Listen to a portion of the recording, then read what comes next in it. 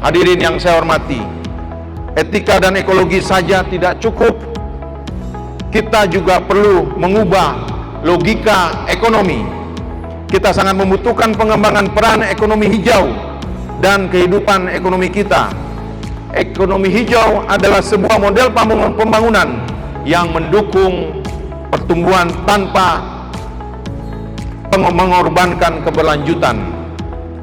Presiden Prabowo Subianto bersama Kapolri Jenderal Listio Sigit Prabowo misalnya telah mengajarkan kita semua untuk memprioritaskan soal ketahanan pangan, karena pada dasarnya kesejahteraan dasar masyarakat kita hanya dapat dicapai dari kecukupan pangan yang cukup dan murah serta bergizi tanpa perlu melakukan perusakan terhadap ekosistem dan keamanan lingkungan.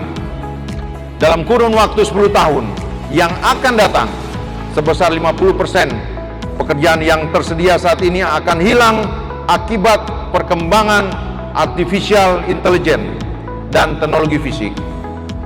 Namun, International Labour Organization mencatat ekonomi hijau yang dilaksanakan dengan baik di suatu negara akan mampu menyerap 24 juta jenis pekerjaan baru yang pada akhirnya menghindari potensi kehilangannya jenis pekerjaan-pekerjaan tradisional.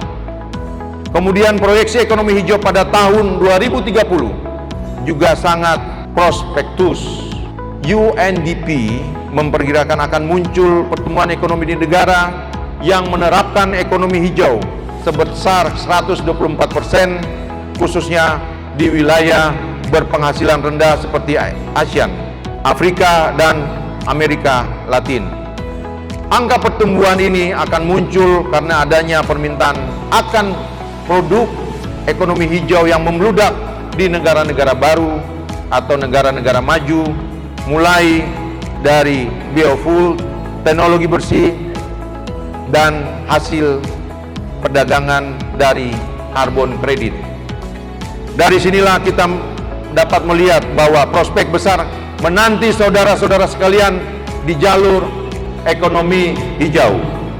Untuk itu, mari kita kembangkan diri kita semua untuk selalu adaptif dan aplikatif terhadap perkembangan sains dan teknologi hijau agar dapat kita aplikasikan di kemudian hari serta memberikan kontribusi positif bagi perkembangan ekonomi masa depan Indonesia.